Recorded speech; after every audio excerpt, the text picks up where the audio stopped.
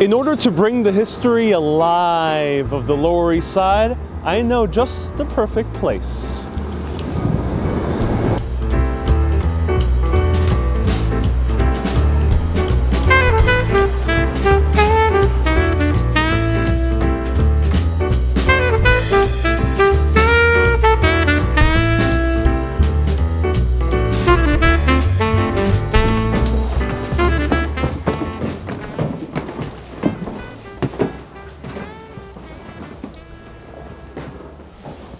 This apartment is a recreated tenement of the Levine family who lived at 97 Orchard Street, which is where we are, at the end of the 19th century.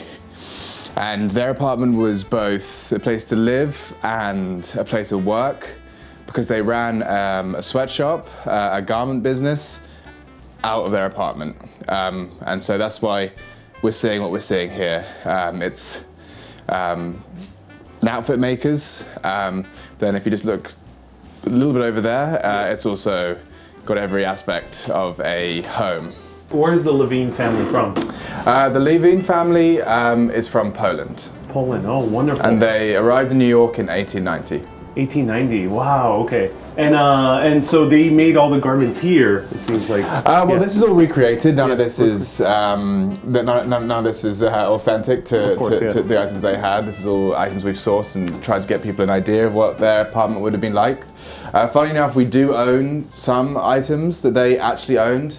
There's a pair of scissors in our collection that was actually owned by the Levine family. Oh. So we do have some artifacts that actually belong to these families, but yeah, this is all recreated to give visitors an idea of what it would have been like, and it's meticulously recreated. It's made so it's as accurate as it could possibly be, using historical records and census data and just and everything that can could give us a sense of what a sweatshop would have been like in the 1890s. Yeah, because this building is one of the very few buildings that was left almost frozen in time. Right, exactly. Lower East Side now is a neighborhood that has undergone a lot of change and still undergoing change. So a lot of the kind of historic tenements have been torn down. We're lucky because this one was able to be preserved before anyone got their hands on it, and the creation of the museum meant that this could be kept as it would have been, and yeah, we do like to say it's a time capsule because this building was abandoned in 1935 and then left for 50 years, and then when the founders of the museum found this tenement, it was really like walking back in time, and so they instead of thinking, okay, what can we do with this, they wanted to leave exactly as it was and recreate what was there. And so if you come to the museum, there are some rooms that are ruined apartments that give you a sense of what it would have been like when the founders of the museum stepped into it and saw it, warts and all. And then you have rooms like this, which are recreated. And still very historic, still a lot of the historic fabric remains. But just to give people a more immersive experience of how things would have been when people actually inhabited the building. Oh, I see. Wow. Mm-hmm. Yeah, that's fascinating. And so the family, how big was the family that lived here? Let me just look at that. Let me look that up. Tell me a little bit more about the family. I'm very curious. So the Levines are a big family. It was Jenny, Harris Levine, the mother and father. They had 5 children. And so it was about 7 people who lived in this tenement. But then that was added to by the workers they had. So they had workers. Yeah, so the kids would be here. You can kind of imagine, the hustle and bustle of a work day here, like a long work day, 10 hours, 15 hours sometimes. Kids running around, workers working, and Jenny and Harris trying to kind of manage both sides of things. So that's kind of what we give people an idea of on the tour, is that this is a very confined space and occupied by 10 to 15 people at any one time. So and things are going on. There's steam. There's hot iron pressing clothes, so it's hot. It's busy. It's chaotic, and you know, it's quite an intense experience. Hence the term sweatshop. So exactly. It was a very hot apartment exactly. workspace. Right. You know, ventilation. Unfortunately, people didn't have things like AC back then in the 1890s. So, yes, things got incredibly hot. There's a stove. So, you know, Jenny was probably cooking food, and then at the same time, there's the heat from the presses, the iron presses, as they were making the garments. So, just a mixture of just the amount of people and all the work that was going on. Yes, it would have been incredibly hot and I imagine quite stifling. Yeah, and that's why they have these windows going through the entire apartment. Yeah, so actually right? those windows were they were definitely for ventilation, but they actually were cool. They were actually they were put in place for to help prevent tuberculosis. The idea was that by having a window within the tenement, the ventilation would help circulate the air and prevent illness. Again, I'm not sure how effective that was because things were still very cramped, but that was the idea. But with these windows, and it's something that probably this family was fearing of getting tuberculosis. Yes, right. Spreading in this neighborhood. Right. It's interesting because we were just doing some work with one of our educators on that. But yes, you know, this is tuberculosis was known in the Lower East Side, and people started linking the disease to immigrants and particularly Jewish communities in the Lower East Side. But the reason why it was so prevalent here was because of the conditions. It was because there were things here that would make people cough. You know, there was steam, smoke from the ovens, from the stove, and that would exacerbate the spread of the disease because everyone was coughing all the time, not necessarily by illness, but just because there were things that were irritating people's throats. And so if someone was a carrier of the illness, it would be much more likely to spread it here than on the street or somewhere else. Oh, interesting. Yeah. At any time of day, there'd probably be hundreds of people outside. Yeah. I mean, this is obviously an era before cars. This was a bustler. Even after the kind of garment industry phase. No, sorry. Let me say that again because it was still garment. Even after kind of the sweatshop era, this was a retail neighborhood, and actually, the basement of this building, 97 Orchard, was a retail space. It was first a saloon, and then it became a clothing store. So this was a real shopping neighborhood. So yes, there was a real hustle and bustle. This is where people came to shop. This is where people came to buy things like clothes. So yes, definitely on the street. This was full of people. That storefront right down below is a recreation of what used to be there? So we have this Schneider Saloon, which is built right at the basement of this building. But the one with the one that's not related to the museum. Oh, it's not related. Yeah, that's not part. Really I know. Oh. Yeah. I'm actually not sure what the story is. That's probably a private business then. I'm actually someone else at the museum could tell you, but I'm actually not sure what the. Fascinating. Yeah. But that's not related to us at all. I almost thought, I was like, oh wow, Tenement Museum expanded. I know what you mean, yeah. And people were also fearing that disease would spread to the garments as well. I don't know. That's actually a question I don't know the answer to. No, that's something I'll cover in the documentary. I'm not sure I can speak to that. Any other details that I might want to highlight? Let me think. Let me see. Here's some good questions.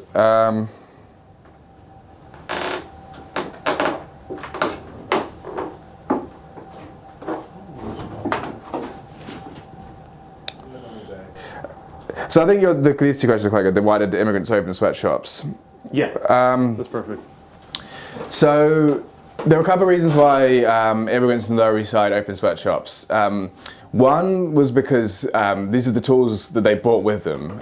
This was knowledge they had back in Poland for the Levines. But then another reason was the kind of bar to entry here. People needed to make money.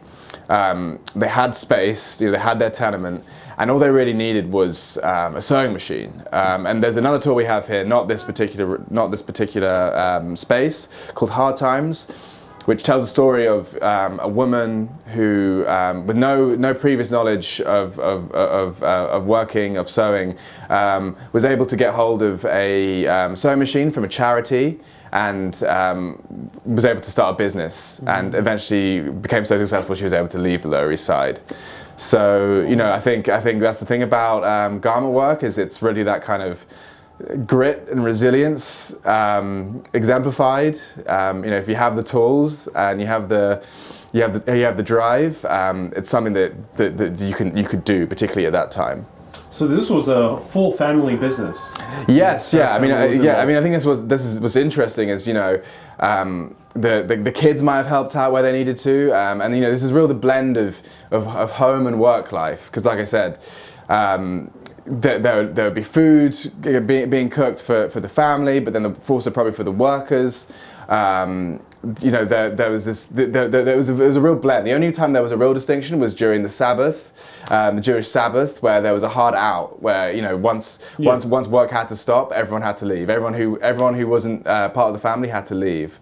But I think that's what's so interesting and so kind of vivid about this tour, is that really kind of imagining that your home is where you work, and the kind of just the mingling of all aspects of that kind of life. There's no distinction here. We talk about work-life balance these days, or work from home. Which is exactly.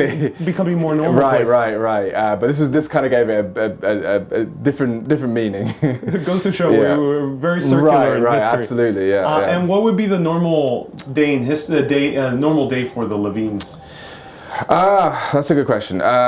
So the hours were long. Work would start very early in the morning. The workers would come in, and I think it's a day filled with sewing, with pressing, with cutting and dealing with customers. Harris Levine would be managing the shop, managing his workers, also dealing with people coming in to want to buy things. Jenny Levine would be, I imagine, looking after the children, the 5 different children, helping out in the sweatshop where she can. I'm sure the 5 children were given tasks in the sweatshop, but then they're also had their own lives and their own things to do. There'll be food being cooked, so you can just imagine the kind of hustle and bustle, the smells, the heat.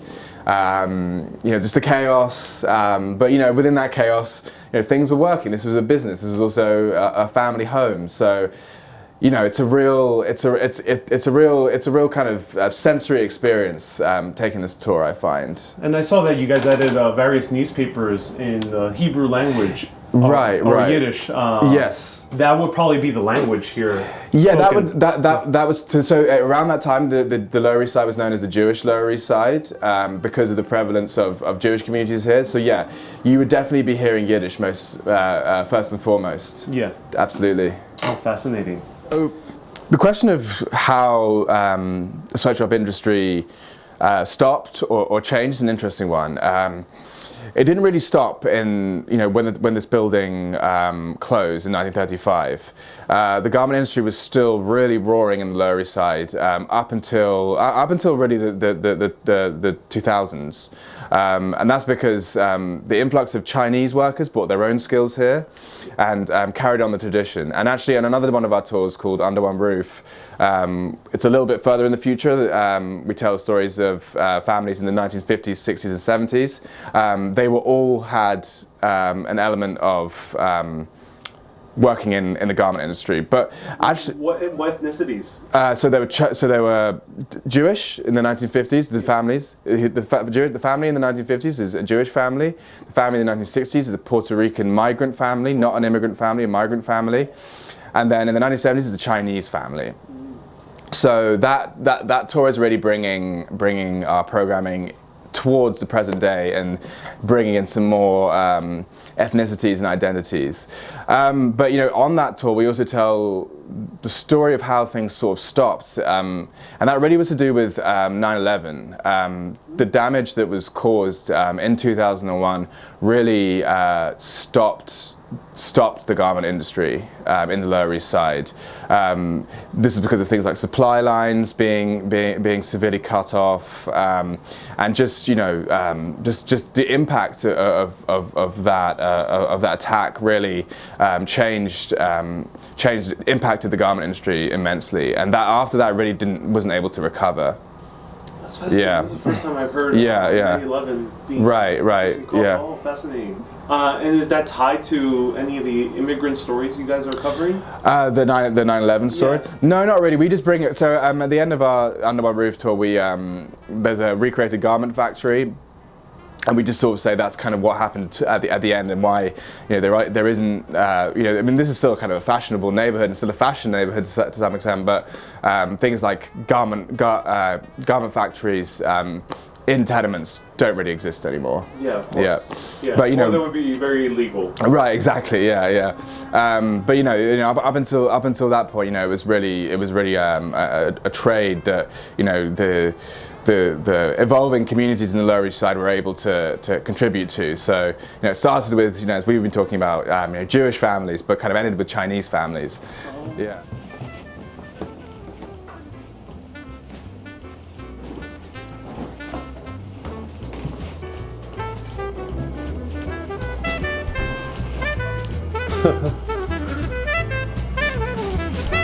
You guys were very smart in putting all the Catholic memorabilia.